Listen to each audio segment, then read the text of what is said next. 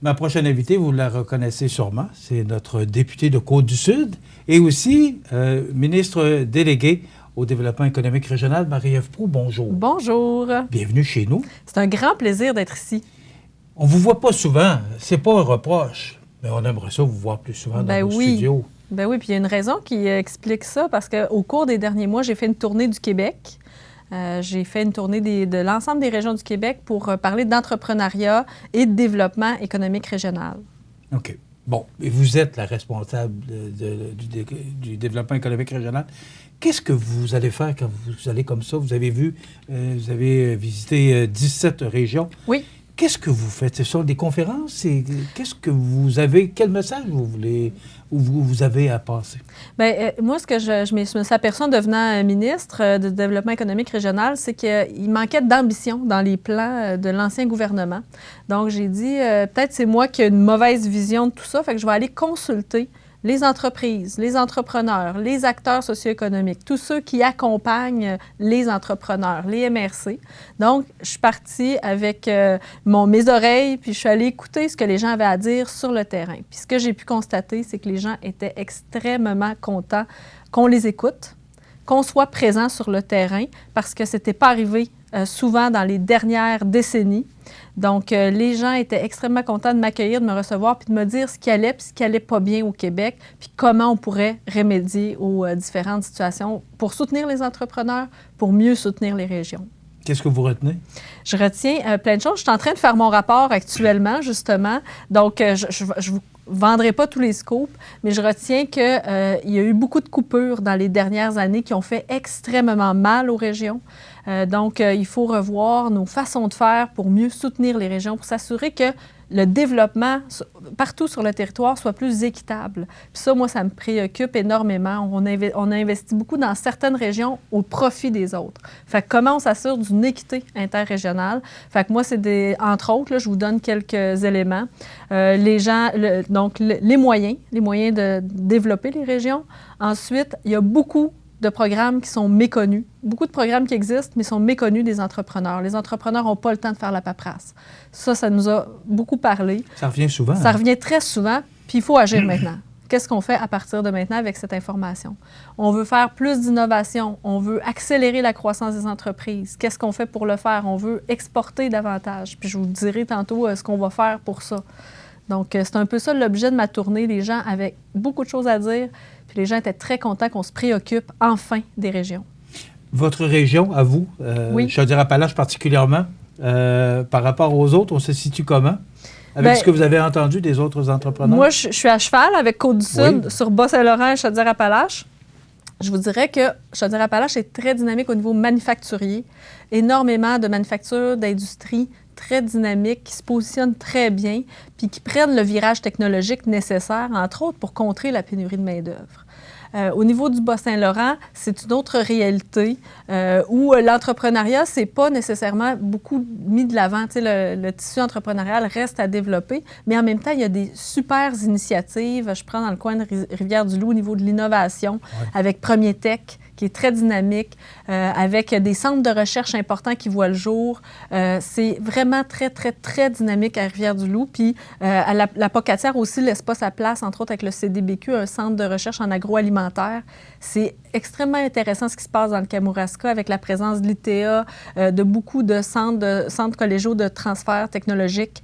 Je trouve ça très dynamique dans ces deux régions-là. Je retiens ce que vous m'avez dit, puis je comprends que vous ne vouliez pas donner de scoop, vous voulez garder votre rapport pour le remettre au premier ministre, probablement, mais oui. Vous ne parlez pas de main-d'œuvre. Bien, je viens d'en parler que, dans le fond, l'automatisation, la robotisation devient, puis pour nous, c'est ça, hein, moi, je suis au ministère de l'Économie. Donc, nous, c'est de trouver des solutions alternatives à la pénurie de main-d'œuvre. Est-ce qu'il y en a des solutions, Marie-Ève? Bien, moi, oui, il y en a plusieurs. Puis quand je parle d'automatisation, c'est un peu ça. Comment on met des machines pour prendre la place de l'humain. Il y a des emplois qui peuvent se faire par des machines maintenant, de la machinerie, mais ça prend les moyens aux entreprises de le faire, puis la volonté, puis de savoir que ces programmes-là existent. Les entreprises ne le savent pas souvent. Fait que nous, on dit, on va vous amener les moyens de le faire, puis on va vous dire que c'est important de le faire. Puis ça va créer un bassin de main-d'œuvre qui va être disponible pour d'autres entreprises. Ensuite, une autre solution, c'est que les entreprises se regroupent sur un même territoire pour dire, bon, quels sont nos besoins de main-d'œuvre, comment on peut partager la main-d'œuvre. Je dirais ça comme ça. Il faut être créatif, il faut sortir des petites idées préconçues. On était dans un mode jusqu'à il y a une dizaine d'années, on mesurait le taux de chômage. Mais là, on est en plein emploi partout. Donc, il faut parler de taux de productivité maintenant pour s'assurer que les entreprises puissent continuer de croître malgré le fait qu'on a un vieillissement de la population. Donc, il faut trouver des alternatives. Est-ce que c'est un des points importants qu'on a touchés lors de vos visites? C'est le point le plus important. Oui. Je vous dirais que les gens sont très préoccupés par ça. Puis de là, l'intérêt de trouver des solutions alternatives. OK. Oui. Investissement Québec, oui. Votre récente réforme d'Investissement Québec. Bien oui, au mois de juin, ça a été... Je pense que c'était dû et exigé qu'il y ait une réforme. Oui. Vraiment, ça, c'est clairement, on était en retard au niveau de la prise de risque en investissement au Québec. Est-ce qu'un ne va pas sans l'autre? Les problèmes que les entrepreneurs ont et Investissement Québec qui avait besoin de renouvellement. D'un renouvellement? Oui, tout à fait. Là, on a déposé le projet de loi. Fait que donc, à l'automne, on va évaluer le projet de loi à l'Assemblée nationale pour ensuite le voter et le mettre en application. Ça devrait être mis en application, là, toute la transformation d'Investissement Québec à partir du mois d'avril 2020. C'est une transformation importante parce qu'on prend plusieurs fonctionnaires du gouvernement et on les amène chez Investissement Québec pour vraiment être plus agiles dans les façons de faire. OK. Est-ce que vous pensez que ça va vraiment changer la donne? Il le faut. Okay. La commande est claire au président d'Investissement Québec. Ça doit changer en ce moment. Comment ça fonctionne? C'est Investissement Québec se compare aux autres institutions financières, puis c'est justement plus ça qu'on veut. On veut de l'investissement à risque, on veut faire augmenter l'exportation de manière marquée au Québec, on veut mieux soutenir les PME partout au Québec avec des bureaux régionaux solides qui vont aller chercher les besoins des entreprises et leur répondre rapidement. Fait que donc, on va être très proactif dans notre approche. On a besoin de ça, sinon on va passer à côté parce que avec la pénurie de main-d'œuvre, avec le vieillissement de la population, ça nous prend des outils comme on est en train de préparer avec Investissement Québec. Mais avril 2020, c'est pas loin un peu? On peut pas faire autrement? Bien, on a déjà commencé, mais quand même, là, il y a déjà des directives qui ont été données. Il n'y a rien de grands changements qui pourront être effectués, évidemment, avant l'adoption du projet de loi. On travaille là-dessus tranquillement, mais sûrement. Puis évidemment, mais ça prend le projet de loi pour être légitime, évidemment. Puis on va respecter le processus. Vous avez récemment et participé au défi Pierre Lavoie. Parce que je veux vous amener... on a commencé vite tantôt. Moi, je voulais vous demander comment ça allait. Mais on a tout de suite embarqué et tombé dans la tournée des 17 régions. Oui. Mais d'abord, moi, je voulais vous emmener sur votre défi Pierre Lavoie, votre expérience sur le défi Pierre Lavoie. Comment vous avez trouvé le temps de faire ça, vous? C'est une bonne question. Moi, je dis toujours, je vous amène une petite information. Une fois qu'on a dormi, mangé, qu'on s'est lavé, qu'on a travaillé, il nous reste 180 heures dans une semaine. Donc, c'est facile après ça de dire qu'est-ce que je fais de ces heures-là, ces heures disponibles dans ma semaine. Puis moi, j'arrive à prioriser. Puis j'ai toujours été quelqu'un qui a été très efficace dans la gestion de son temps, donc ça m'a permis de trouver des moments. Puis de toute façon, le sport est essentiel. Je ne pourrais pas faire une vie politique comme je fais actuellement si je n'arrivais pas à trouver des exutoires ou des façons de faire du sport, de rester en forme, de garder la santé. Donc pour moi, c'est ça, cet équilibre. Aussi, oui, tout ça, là. Évidemment. Puis je passe du temps avec mes enfants, évidemment. Dans les derniers mois, j'en ai moins passé avec mes enfants parce qu'il fallait que je m'entraîne dans mes temps libres. Fait que j'arrivais à le faire quand même. Puis là, je vais pouvoir passer plus de temps avec mes enfants parce que j'ai réussi à faire le défi Pierre Lavoie, le grand défi qui était 1000 km de vélo en 4 jours, en équipe. Ça a été une expérience fantastique.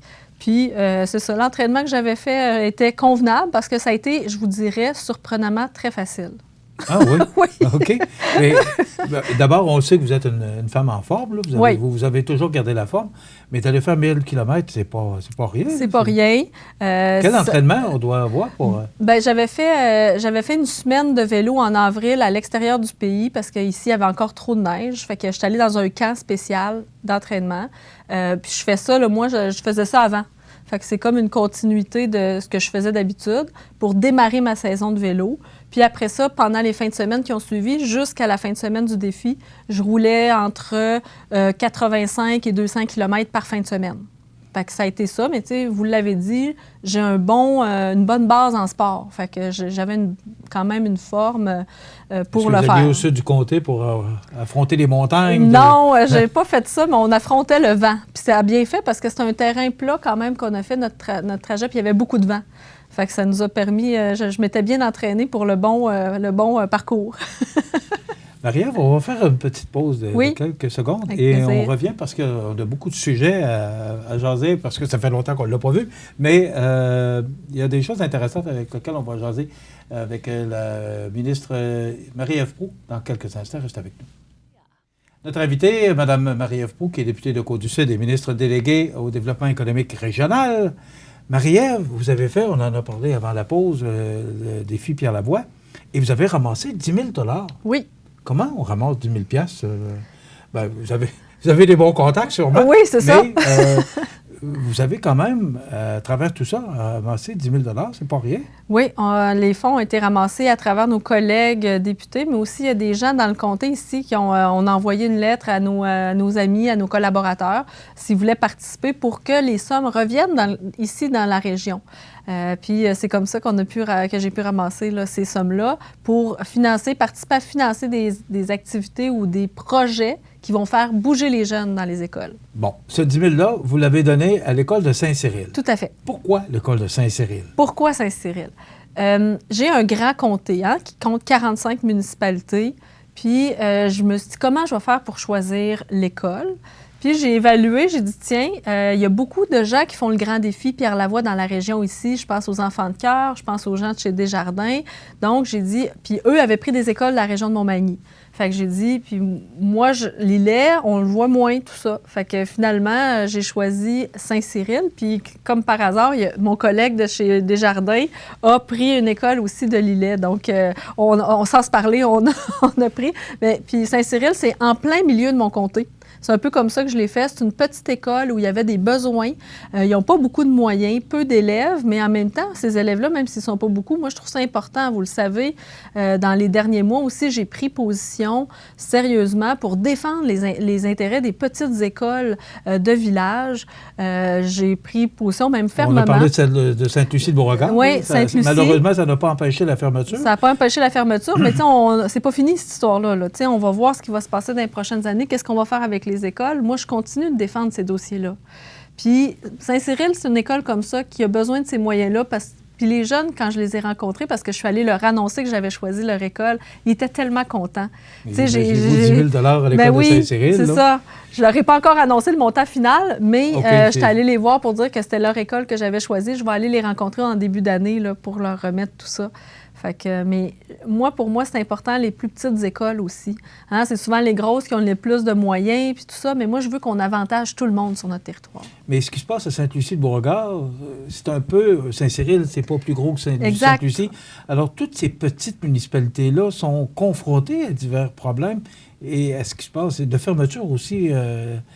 dans un proche avenir? On pense dans un proche avenir, mais vous voyez, en ce moment, Saint-Cyril est en train de relever parce qu'il y a plusieurs jeunes familles qui viennent s'établir à Saint-Cyril. Fait que c'est un village qui se redynamise. Fait que des fois, il faut quand même donner une chance puis permettre de voir ce qui va se passer parce que c'est une région qui se développe beaucoup en ce moment, ce coin-là, Lillette.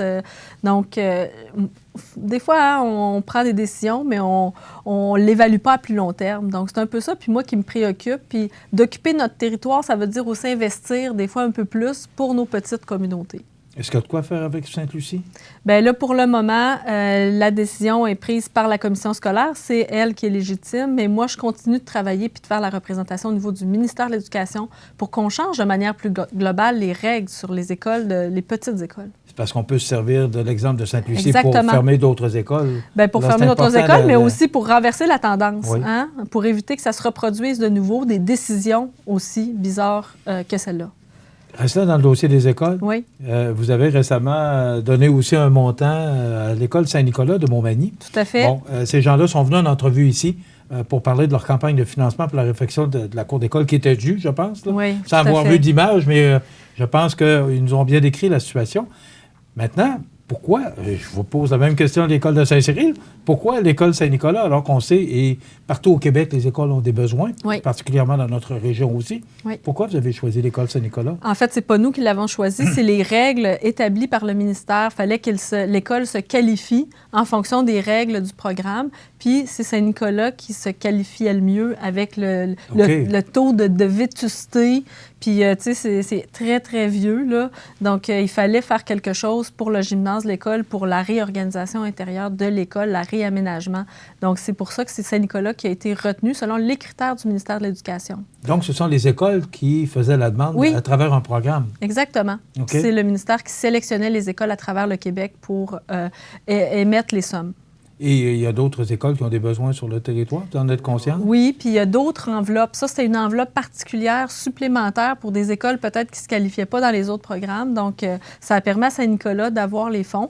Mais à chaque année, les écoles ont des enveloppes pour faire différentes réparations de structures, tout ça. Mais là, c'était une enveloppe supplémentaire, puis c'est Saint-Nicolas qui... Je vous pose une question. Vous n'êtes pas ministre des Finances, puis vous n'êtes pas première ministre non plus, mais je vous pose la question. On parle du troisième lien, on parle des routes qui sont... le ministre Bonnetel qui annonçait jeudi, lors d'une conférence de presse, 4,8 milliards de dollars. Les écoles, Investissement Québec, est-ce qu'un jour, on va avoir tout l'argent qu'il faut pour arriver à réaliser tous ces projets-là, Marie-Ève? Bien, c'est sûr qu'en ce moment, on est en bonne condition financière.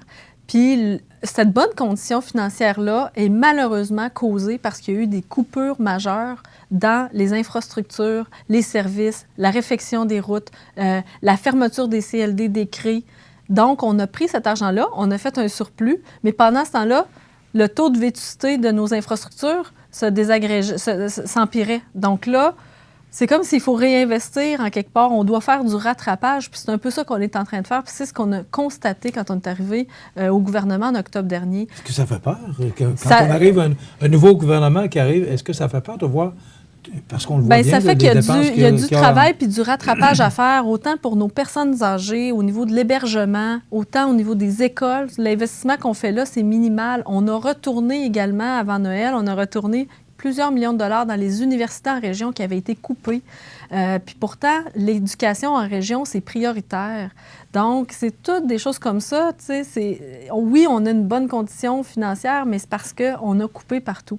Fait que donc, on redistribue pour reprendre le dessus sur nos infrastructures, parce que si on est dans une école qui tombe en ruine, on n'est pas plus avancé pour l'avenir de nos enfants.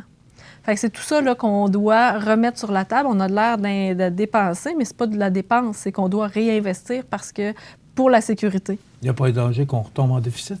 Non. La situation financière, puis écoutez, là, notre trio économique, là, c'est du solide et du sérieux, puis tout est bien calculé. Puis de toute façon, nous autres aussi, on est un gouvernement pragmatique qui prend des décisions objectives. Puis notre objectif, c'est pas de faire des folies de dépenses, c'est d'arriver par contre à s'assurer d'un minimum pour tout le monde, des routes de qualité, des écoles surtout, parce que notre priorité, c'est la santé et l'éducation. Donc, tout ça doit être de haut niveau si on veut s'assurer que nos enfants puis nos aînés aussi puissent avoir une place dans notre société. Il nous reste à peu près 2-3 minutes. Oui, déjà. Je ne peux pas passer à côté d'une déclaration d'une députée, la députée de Gaspé, qui déplore le manque de suivi par rapport au dossier. Et je pense qu'elle s'ennuie de vous, parce qu'elle trouve qu'elle ne vous voit pas souvent.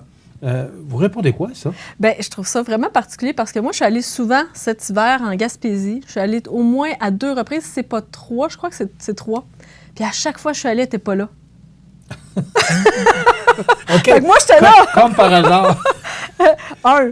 2, c'est la seule députée de l'Est du Québec qui ne m'a pas rencontrée. J'ai rencontré tous les autres députés du Bas-Saint-Laurent, de Gaspésie, de la Madeleine, qui m'ont présenté leurs dossiers avec lesquels je fais des suivis, mais elle ne m'a jamais présenté ces dossiers comme députée.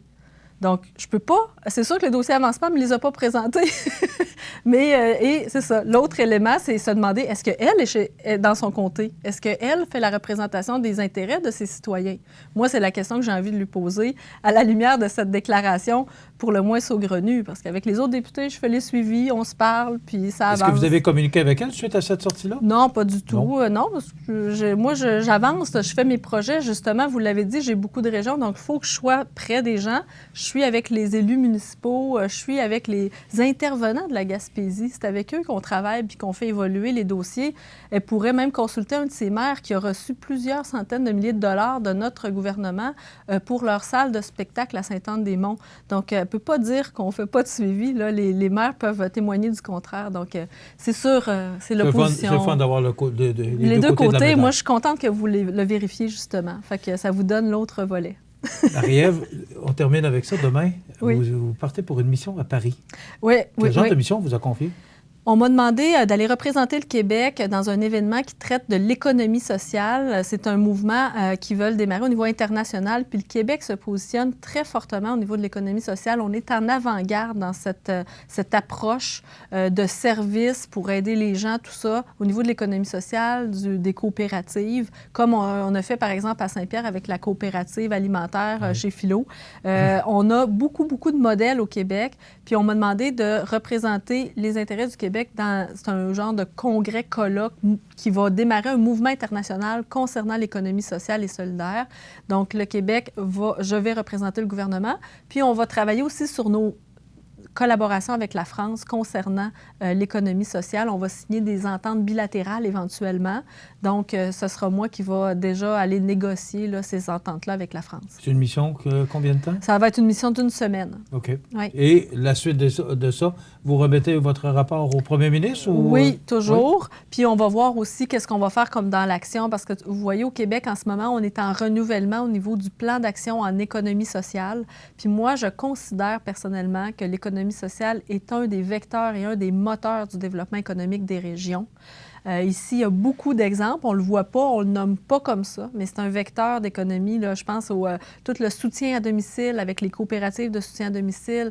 Je pense à des coopératives comme même la fromagerie de l'île. On est allé visiter récemment. Là, ça fait partie de l'économie sociale et solidaire. Puis, on est innovateurs dans ce domaine-là. Donc, puis on est en renouvellement du plan d'action. Puis moi, je veux que la place des régions puis l'économie sociale soit davantage intégrée au développement des régions. Donc, tout va s'inscrire là, dans cette foulée, puis d'aller voir ce qui se passe en France aussi. On a des modèles de développement du territoire intéressants. Donc, c'est un peu ça que je vais faire. Je vais aller rencontrer les ministres là-bas, les acteurs du développement, les chercheurs pour voir ce qui se passe là-bas, puis qu'est-ce qu'on peut utiliser peut-être ici à plus long terme. Merci, c'est déjà terminé. Ben puis oui. même ça crie fort dans mes oreilles, là, parce qu'on a dépassé notre temps, mais c'est très intéressant. Oui. Il faudrait venir nous voir plus souvent. Avec grand plaisir. Cet été, je suis ici. Ça va me faire plaisir d'être là. Oui, merci beaucoup. Merci. On va vous souhaiter... bon été à vous. Oui, vous prenez des vacances? Oui. J'espère, une petite semaine. Oui. Et ça va faire du bien. Oui. Merci beaucoup d'avoir été avec nous. Merci, c'est un plaisir. Marie-Ève Proulx, qui est députée de Côte-du-Sud et ministre déléguée au développement économique régional. Merci à vous. On s'arrête.